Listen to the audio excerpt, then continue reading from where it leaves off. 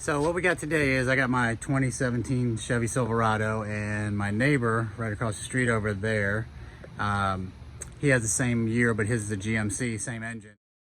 And I'm on 96,000 miles, he's on 98,000 miles, so it is time to change the spark plugs. Looking at the dealership, having them do it, it was looking around 500 bucks. So $51 for the OEM AC Delco spark plugs, already gapped for you and everything. I remember the days when you didn't get them already gapped, but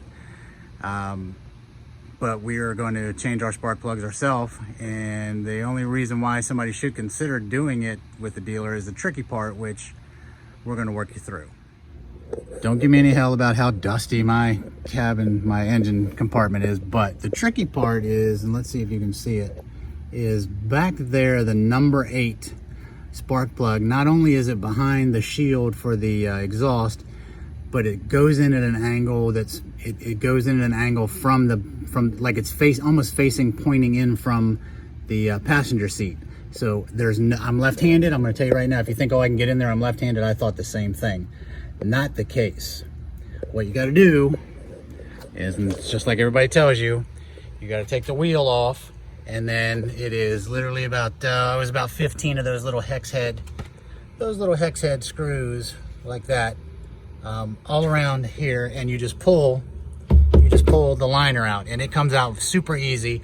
And I'm going to tell you, we did both of our trucks this morning. Hold on, let me turn this camera. We started at 7:15 this morning. We did both of our trucks. We did his first and then we did mine.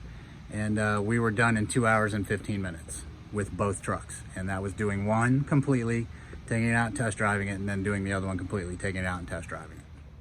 I'm gonna show you this from the driver's side because these are all the ones you can see, but you can see where the spark plug wire comes out, and they don't recommend changing the spark plug wires till almost 200,000 miles.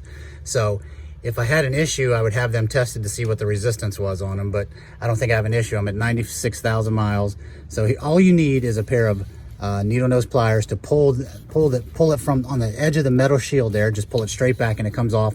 There's a spring in it. The spring doesn't come out, don't worry. Just pull that back, take your spark plug out, do the next one. This one on this side was just a tiny bit tricky, just because all you needed was a 4-inch extension for your socket wrench to go past the steering column here, and you could get that one. But the whole problem with this whole ordeal, and I'll show you in an illustration in a minute, is number 8 all the way in the back over there, because I don't care I crawled up in the engine compartment, I laid on the engine, I did everything I could. I am left-handed again, and I couldn't get an angle on it where I could get to it from the top. So here it is with the passenger side wheel off and the wheel well cover pulled out. Like I said, it only took us a couple minutes, but you can see the purple arrow in the left-hand corner facing to where that spark plug is. And then you can see here's a close-up. That's where the wire is right there. And, you know, just take a look around the inside there. There's not a whole lot of room, but there it is with the socket wrench actually put on it, or with the socket put on it. And there are all my plugs that came out. Like I said, it took an hour and 15 minutes per vehicle. So here's what we noticed. You don't need to see me pulling the spark plugs out. You should obviously know how to do that. Obviously, if you can get a wrench on it, you turn it counterclockwise to pull it out, you twist it clockwise to put it back in. But you're gonna have to take that passenger side wheel off in order to do the passenger side. And trust me, you can start trying, you know, to do it without that, but it's so easy to get to those things once you get that wheel off. It makes all the difference in the world.